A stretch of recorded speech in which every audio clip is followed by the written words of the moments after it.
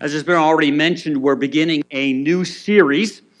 Jesus, a couple thousand years ago, floored his listeners as he began this sermon, this message, this talk on the side of a mountain. He talked about some things that are still very relevant for us today. Some of the subjects he covered were such as these. He recovered happiness, which we're going to look at this morning. He talked about influence. He talked about relationships. He talked about sex. He talked about divorce. He talked about enemies, hypocrisy, worry, and so much more that points us to what life could look for us. He gives us some ideas, some concepts that are really impacting us even today. And no matter where you are at, no matter what you're thinking about, if I could incorporate more of these concepts into my life, if I could lean more into them, it would continue to transform and change my life for the better. You know, as we go through 5 weeks before Christmas, and then we'll get back into it in January, we're going to see that Jesus can make life better. And he makes us better at life. Let that sink into your heart a little bit. Jesus can make life better. Now, we didn't say perfect. We didn't say put all together in a neat, tidy package. But he can make life better. And he can make you and I, as we lean into his way of living, because we have a relationship with him, he can make us better at life. Stop and think about something that maybe you're dealing with even right now. You're wrestling with right now. Maybe something you're coming out of the other side, or maybe something on the horizon. Just imagine if you could navigate those waters of concern, maybe heartbreak, or maybe even excitement, joy. If you could do that just a little bit better, living life a little bit better. So Jesus starts this message, and he starts this on the side of a mountain. And as he wraps things up, he tells a story that some of us are familiar with.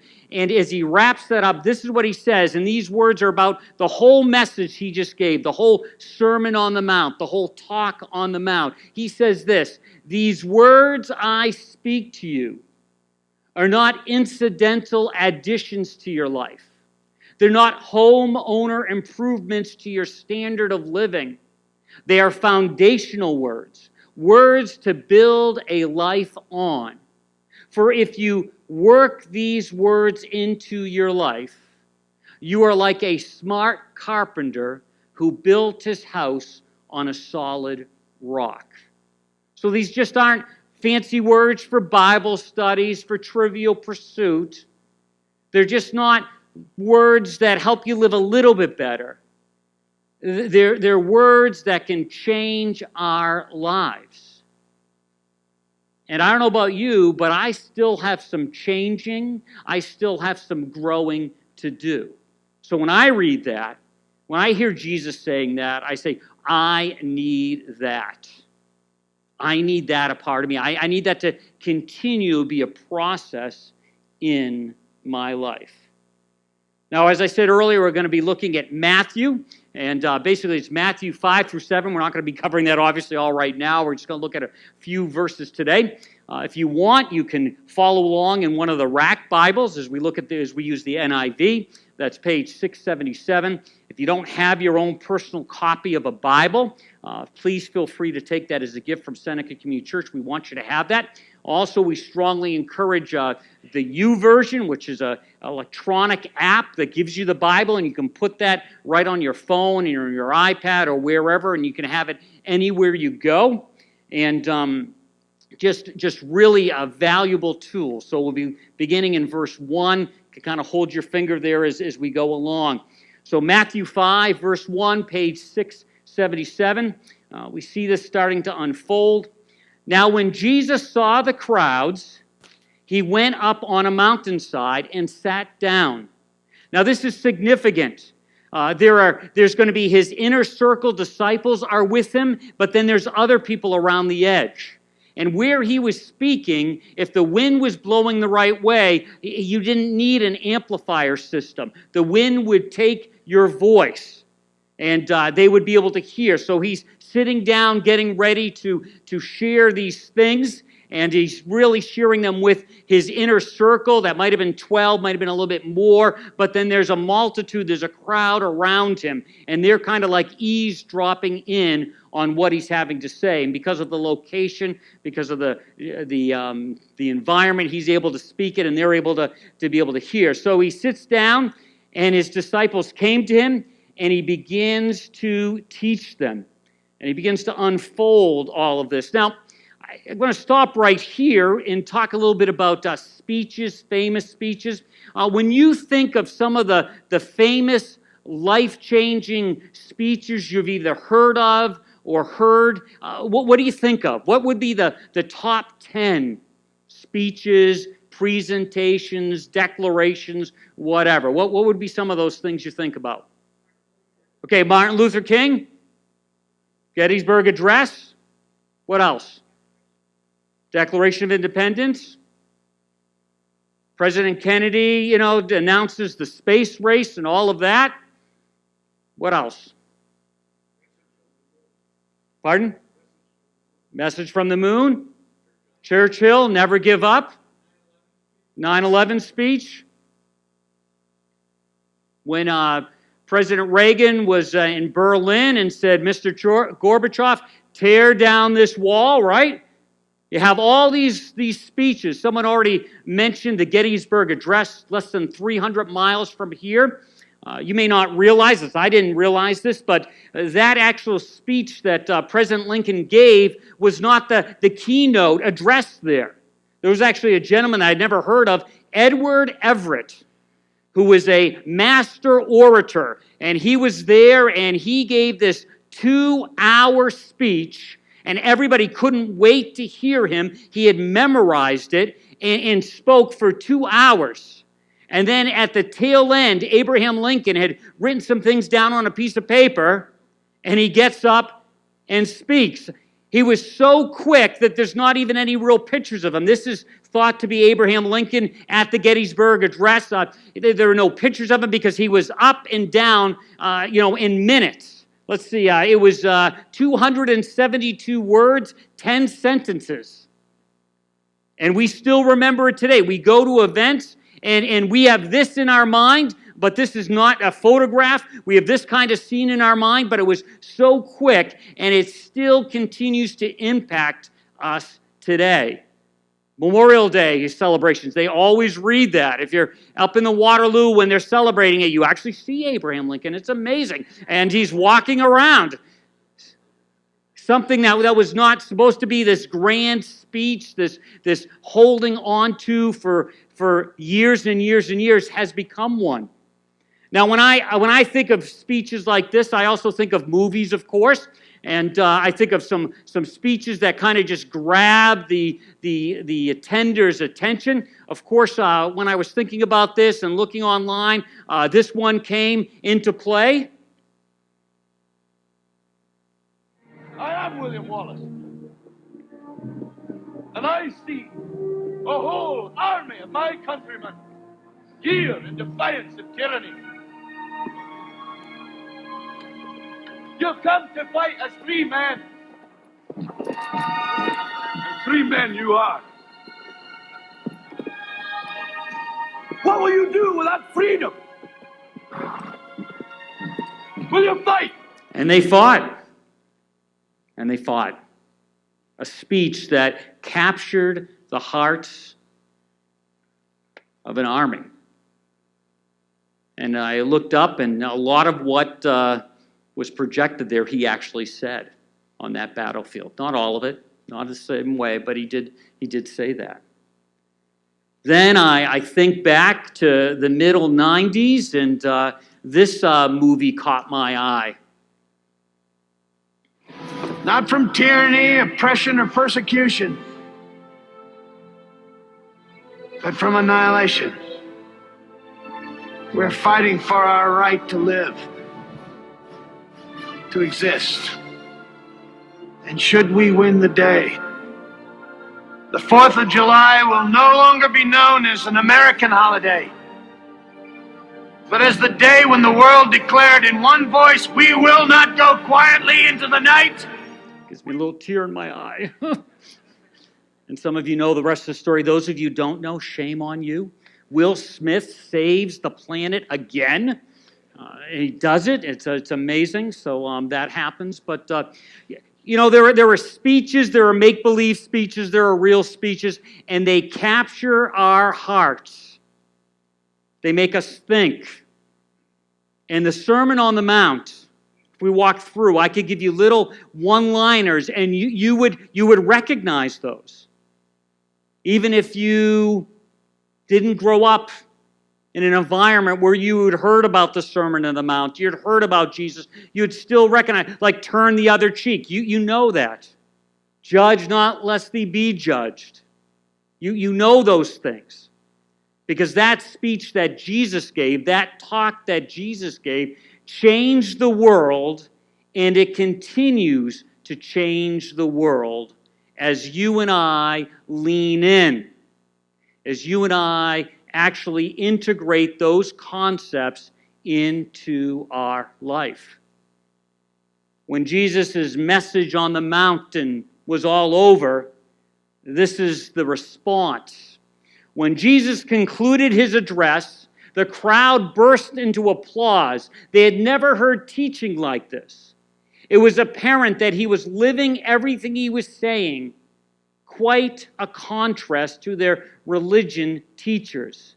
This was the best teaching they had ever heard. And if you're a history buff, you can actually see how Jesus' movement changed the world and continues to change the world. So when Jesus started off his address, I think he had an idea that there was unbelievable power in his words. He starts off with this idea, what will make you happy? Now, if you were to do a search and just type in the words, how can I be? You would see these options, and number 3 that would come up is, how can I be happy? Google does this thing where they try to anticipate. Some people type in, how can I be sure? I don't know sure about what, but they're asking that question. How can I be rich? Okay, number 2. But then there's, how can I be happy? How can I be happy?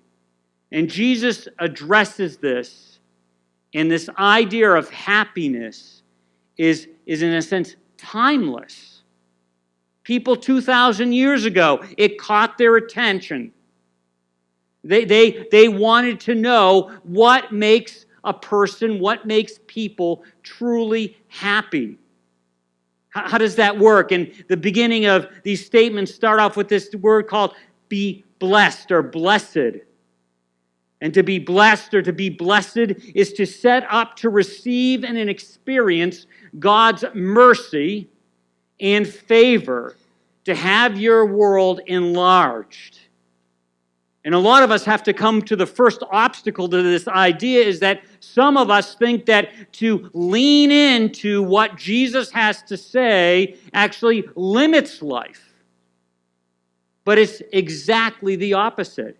When you and I lean in, when you and I integrate, align our lives with what Jesus taught, our world is enlarged, not shrunk.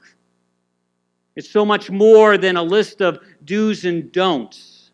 It changes us from the inside, and it sets us up. It sets us up for new avenues of life, new ways of living, which bring a fuller life into our experience rather than shrinking it. So we get set up.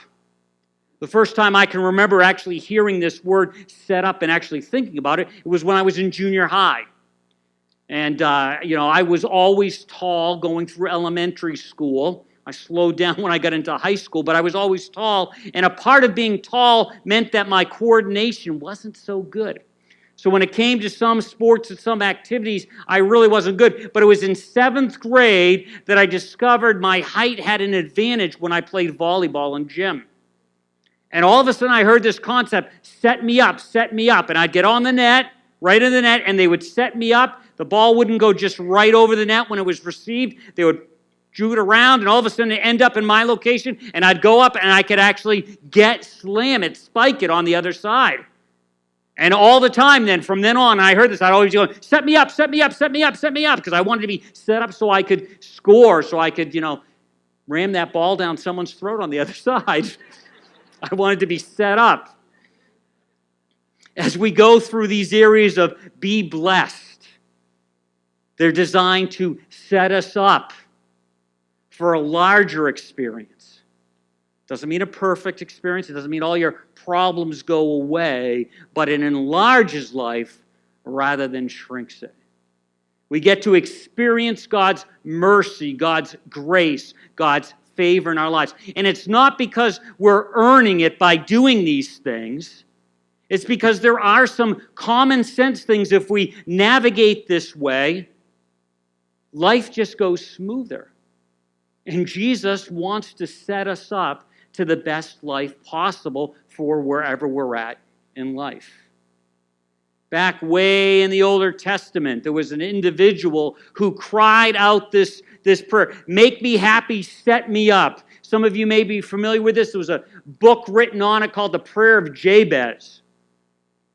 Not much about Jabez, but it says this, Jabez cried out to the God of Israel, oh, that you would bless me and enlarge my territory.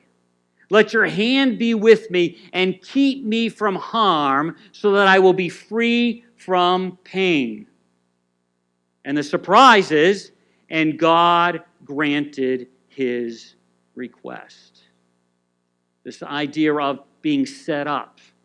Our territory, not just in a sense prosperity, materialistic, but our life is fuller.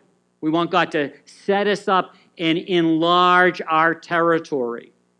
Sometimes on church leadership discussions, we talk about having a larger influence in our community.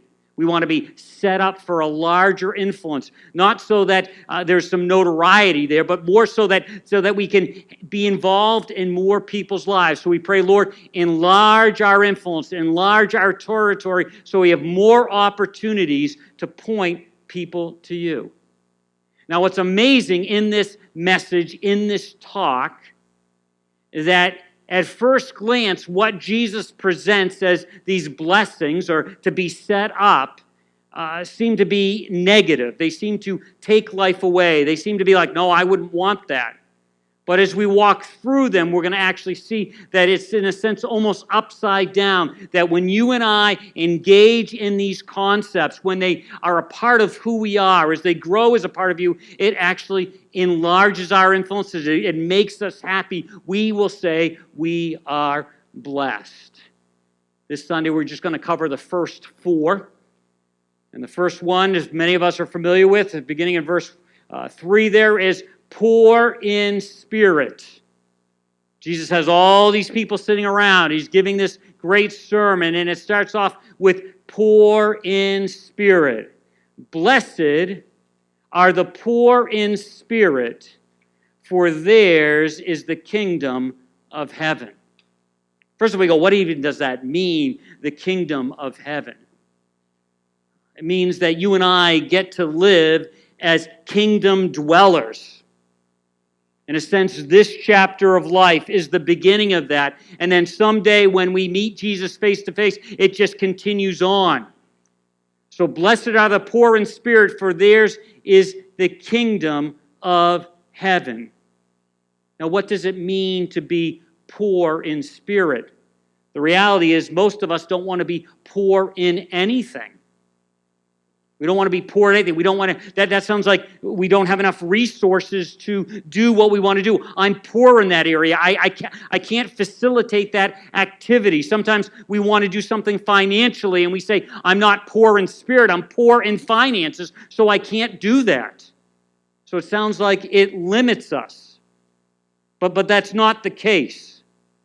It doesn't mean that you're getting limited, but we're going to see that it means something else. And what's interesting is this idea of being poor in spirit is demonstrated by this gentleman. This gentleman lives in Singapore. His name is Philip Naiji Tai, and he's the richest man in Singapore. He has $8.7 billion. And if you were going to talk with him, you would think he has it made. But it's interesting that he says, I've discovered that the missing piece in my life, even with $8.7 billion, was Jesus in my life. And you go, well, let me try that. I'll take $8.7 billion for 10 years and to see how bad I feel. And it seems, wow, it's easy for him to say that, but he does say it. He says that Jesus is what he needs. So as he looks at his life, he goes, I am poor in spirit. I'm not poor in anything else, but I'm poor in spirit, realizing that I don't have enough spiritual something so that I'm missing it. My life may be filled, but it's still empty. And he realizes, and he comes to terms with it, he goes, I am poor in spirit, and because I'm poor in spirit, I'm blessed. When you and I get to the place and realize that we can't, in a sense, afford to write the spiritual check that we need to write to be right with God, all of a sudden we realize we're poor in spirit. And for each one of us in this room who has said yes to Jesus, there came a moment where you all of a sudden said, I am poor in spirit. I can't write the check. I need somebody else to write the check. And that was the beginning for you of a change of life. I'm poor in spirit. I cannot write the check that I need to have written so that I can be right with God. So this man, this billionaire in Singapore realizes that it doesn't have anything to do with his financial backing. He says, I had to come to the place where I was poor in spirit to realize that. Now, some of us in this room who have even said yes to Christ go back and forth. Yes, I'm poor in spirit, and then we drift from that.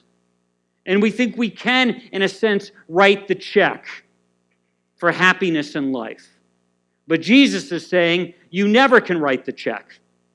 You're always, when you look inward and see your resources, you always are poor in spirit. And when you're poor in spirit, when you're not filled with yourself, there's room, in a sense, for God to fill your life.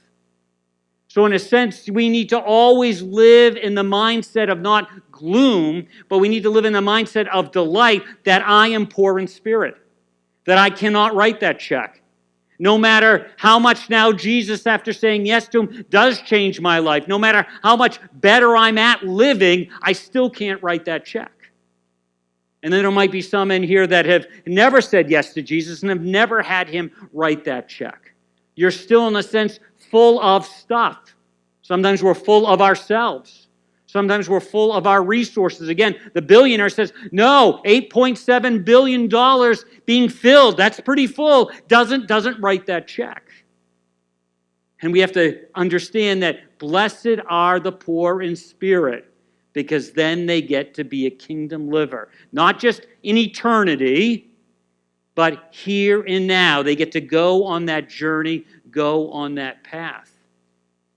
Jesus tells a story of I would say, both God-fearing people, religious people, but one is not poor in spirit, and the other is. Turned over to Luke chapter 18, verses 9 through 12, actually 9 through 14, it says, to some who were confident in their own righteousness, their own ability to be right with God and look down on everyone else, Jesus told this story. And let me in you on a secret. Those of us who have been Christ followers for a little while, There's this danger, this subtle danger that slides in, that we're confident in our own righteousness. We would never say that out loud, but the way it shows up is the way we look at other people. We look at other people in a certain way that says, yeah, I've kind of got it all together. I wouldn't say I got it all together, but I've got it better than that person. And we become confident in our own righteousness. And then the blessing, the being set up, diminishes. Goes on. 2 men went up to the temple to pray. That's a good thing. One a Pharisee and the other a tax collector. 2 extremes. One person, the religious wow person, and the other person, he shouldn't even be in the temple to be praying. He's worthless. Both go up. The Pharisee stood by himself and prayed, God, I thank you that I'm not like other people, robbers, evildoers, adulterers, or even like this tax collector. I fast twice a week and I give 1/10 of all I get. I'm a percentage giver. I give 10%. But the tax collector stood at a distance. He would not even look up to heaven. And he beat his breast and said, God, have mercy on me, a sinner. Jesus continues on, I tell you that this man, rather than the other, went home justified before God, right with God.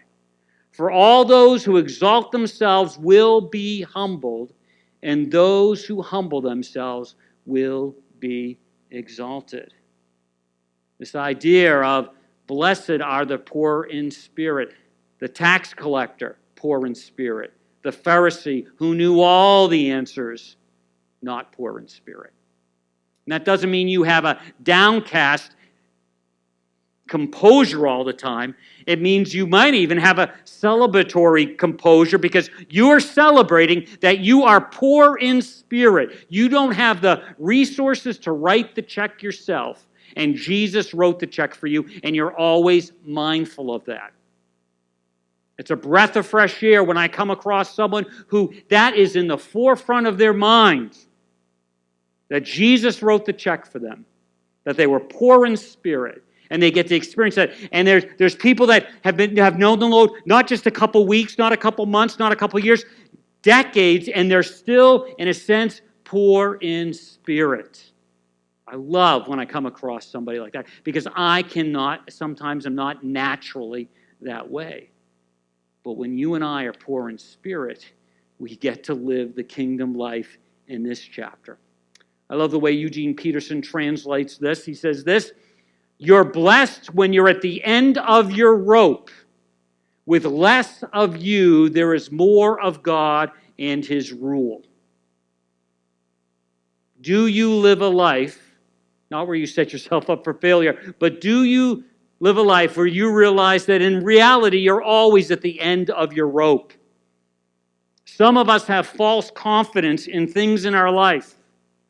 Maybe it's our bank account. Maybe it's our job. Maybe it's our ability. Maybe it's our physical life. Whatever it is. Maybe it's our relationships. And we have confidence in those things. So we don't ever think we're at the end of our rope. So there's more of us than God and His rule, His guidance. That idea of rule sometimes in the New Testament actually is the word umpire.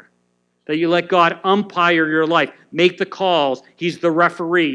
He looks at your life and sees where it fits. Was that out of bounds or inbounds or whatever? So His rule. It's not like having rules. He's just making the call, and He's making the call again to set you and me up for a better life. I don't like being at the end of my rope. Again, it's not living carelessly. It's not being sloppy with your life, so you're always living in desperation because you haven't been wise with your life. But I always like reminding myself, today could be the day. Today could be my last day. I don't know. Do I live at the end of my rope? Yes, I have some resources, some abilities, some whatever, whatever you want to say, but I can't lean on them like they're my rope. My rope has to be God, Jesus Christ, His Spirit working in my life. So Jesus is saying the person who's not conscious of that doesn't get to, in a sense, embrace the kingdom life. But you're blessed when you realize you're at the end of your rope. When was the last time? Some of us may feel, I feel like at the end of the rope right now. All right, blessing me. Yeah, right. But some of us haven't felt like we're at the end of our rope in a long time. Somewhere along the line, we said yes to Jesus, and now we trust more in our performance than his work in our life. What a sad place to live. Sometimes we live in such a way that, in a sense, God doesn't need to show up for life to go well. At least that's what we think. That's what life looks like. No, I want to live a life where I'm very conscious of God showing up all the time. I don't want to live an isolated life. So I want to be conscious that I'm at the end of my rope, and he's my rope. God can only pour into those who are not too full of themselves. Probably don't need to explain that statement. So, blessed are those who are poor in spirit. Are you poor in spirit? Not downcast, not depressed, but poor in spirit. You realize that you're at the end of your rope, and the only one that can bail you out is an active, present, dynamic God in your everyday life. Then there's those who mourn. Jesus goes on, oh boy, it gets even worse. Those are sad. Blessed are those who mourn, for they will be comforted. They will be comforted. To mourn, you must be relationally connected. You have a connection. You're relationally connected to other people. You're relationally, in a sense, this may sound a little odd, connected to yourself. We've talked about this in recent weeks, that you know who you are, and you're connected to that. And then, obviously, you're connected to God. So the starting point is relationship. It's connection. And when you mourn, there can be a sadness because you're relationally connected. You look at the world, you look at yourself, and you take that poor in spirit, and you look at your life, and you see the moments of sadness. But again, you know where to turn.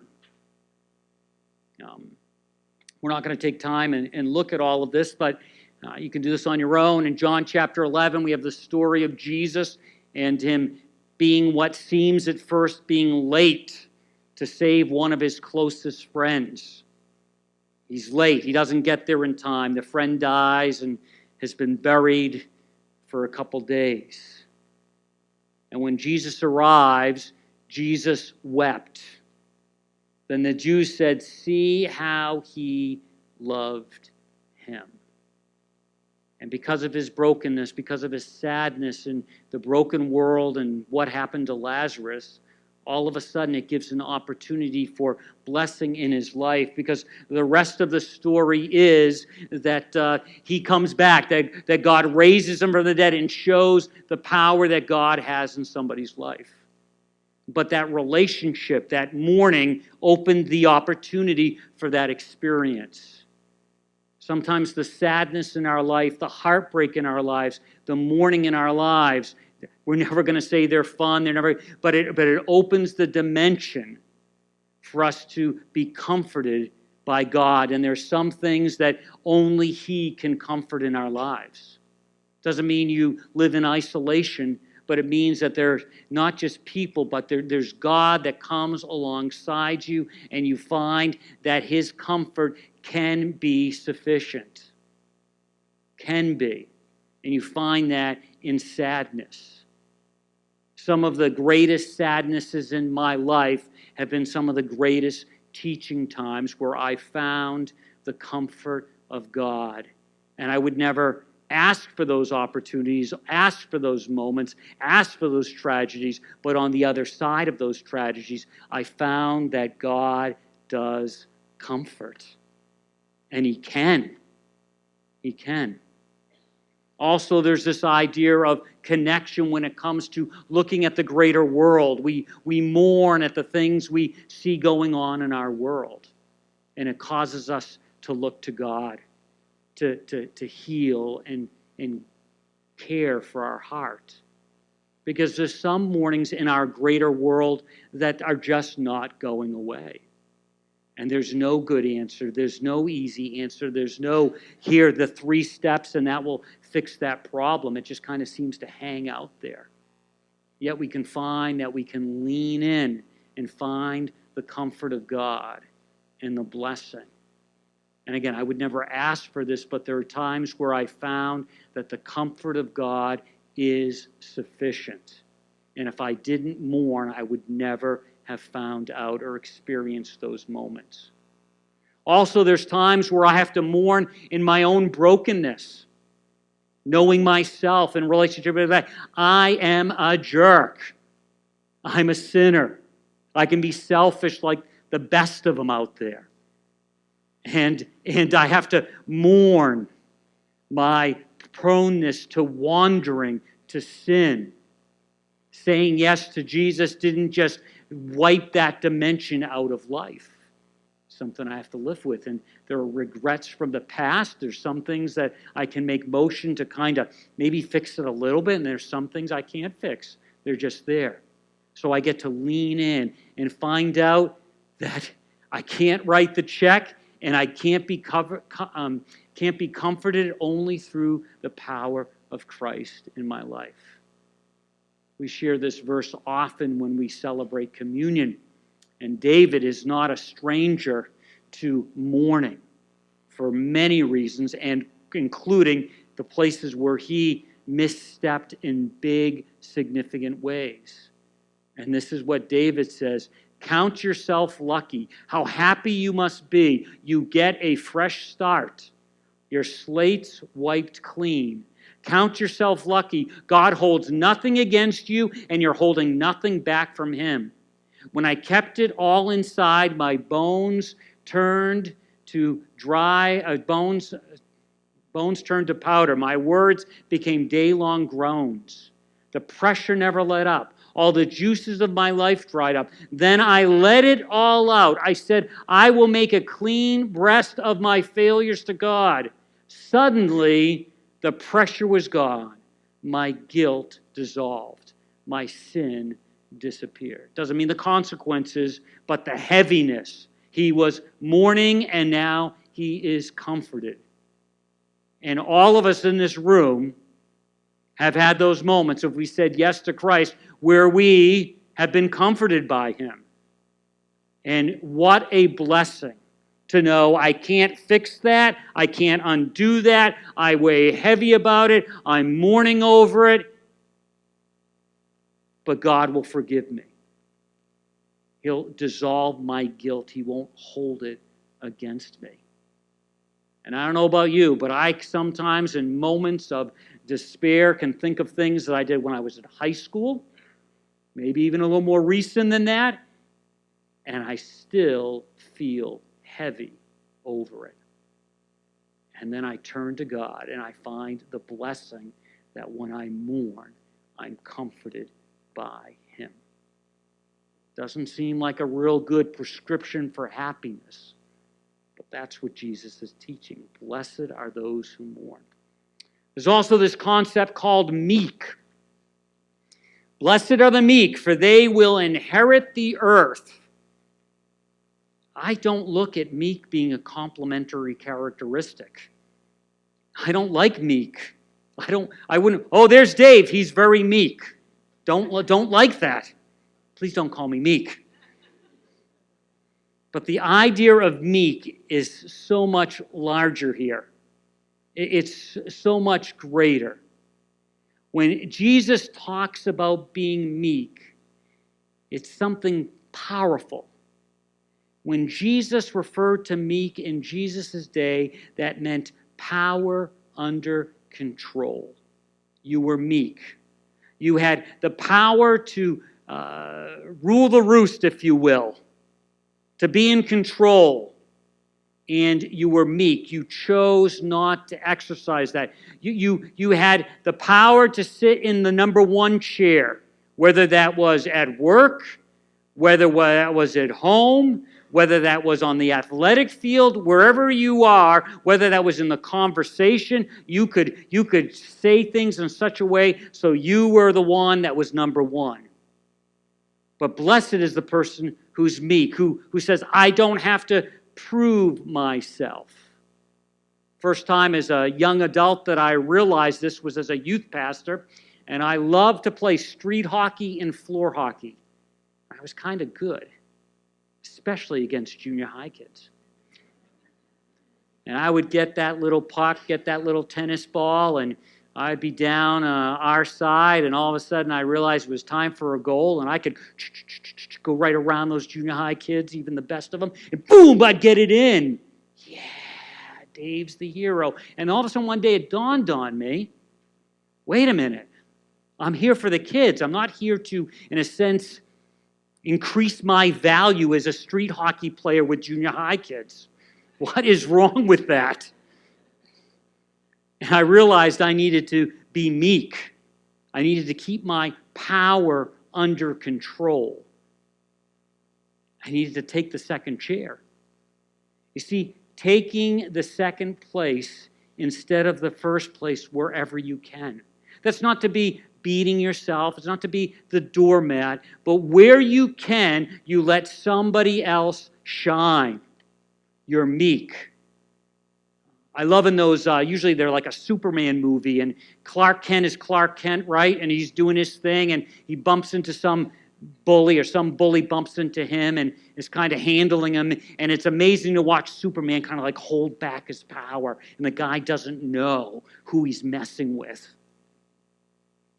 Doesn't know, and he's meek. And in Superman's case, he doesn't exercise. I remember being in actually high school, and I've told you about my buddy Vinnie Marini, and he worked on the farm. He could do one-arm pull-ups. He was like super huge and stocky, but he wasn't really like running in the popular circles. And my next door locker mate was Rusty Spencer, and I was stuck with him from middle school through high school. He was right next to me, and Vin would come over and talk to me. And one day, Vin was talking to me, and Rusty was acting like Rusty and kind of like brushed against Vinny, and it caused Rusty to spill his own very fine grape juice on himself. And so he flipped off on Vinny and started kind of like getting in his face. And all Vinny did was just put his hand on his shoulder and push him slowly into the locker. And all of a sudden you saw all the blood go out of Rusty Spencer, because he realized that Vinny could like crush him in a second. And he never knew about that because Vinny was always meek. He had all this power that he never kind of revealed. Do you have a lot of those things, or do I always have to be in the first chair? Take time and look and see how Jesus washes the disciples' feet. You could take a look at how Jesus interacts, just as Paul talks about him, about how he took second chair when it meant coming to earth and leaving heaven. And we're not going to walk through all this, but you just see that in Philippians 2, 6 through 11. And we see that this idea of meek, again, is this idea of power and strength under control. And Jesus is saying, when you are meek and have that under control, it demonstrates that you are secure. It demonstrates that you're satisfied and you are content. What a gift to be secure, satisfied, and content. You're blessed. Every once in a while you bump into someone who financially is meek. You know they have lots of resources, but they don't flash it around. They take the second chair, and a person who can be meek in those areas finds out they're blessed. In Jesus' day and in our day today, if you got it, you got to flaunt it, right? That's not what Jesus says. If you want to be happy, you are meek. You're blessed when you're content with just who you are, no more, no less. That's meek. That's the moment you find yourselves proud owners of everything that can't be bought. Lastly, really quickly here, Jesus talks about hunger and thirst. Blessed are those who are hungry and thirst for righteousness. That word righteousness is the idea of being right with God. Please, please don't look at that as being self-righteous. Don't express your righteousness by, I'm better than everybody else. That's not meekness. Blessed are those who hunger and thirst for a right relationship with God, a growing right relationship with God, for they will be filled. Jesus said, if you're hungry and thirsty for God, you will have them. It's almost like as much as you can drink, as much as you can eat, you can keep going up to the buffet time and time and time again. And you won't be filled like with a stomach ache. You'll just be totally satisfied, hungry and thirsty. I love what Isaiah writes. He writes, all who are thirsty, come to the water. Are you penniless? Come anyway. Buy and eat, because all of us really are penniless. Buy without money. Everything's free. Why do you spend your money on junk food, your hard-earned cash on cotton candy? Listen to me. Listen well. Eat only the best. Fill yourselves with only the finest. Pay attention. Come close now. Listen carefully to my life-giving, life-nourishing words. How to be happy. 4 little lines, 4 little thoughts that transform us from the inside out. I said this earlier. Jesus will make life better and make us better at life if we will only listen and apply. Listen and apply. Both of those things working in tandem. So no matter where you're at, Jesus offers us a blessed life. He offers each one of us. And these are just 4 huge little components that keep us on the path, keep us moving in that direction. Let's pray. Heavenly Father, we just thank you for the Sermon on the Mount.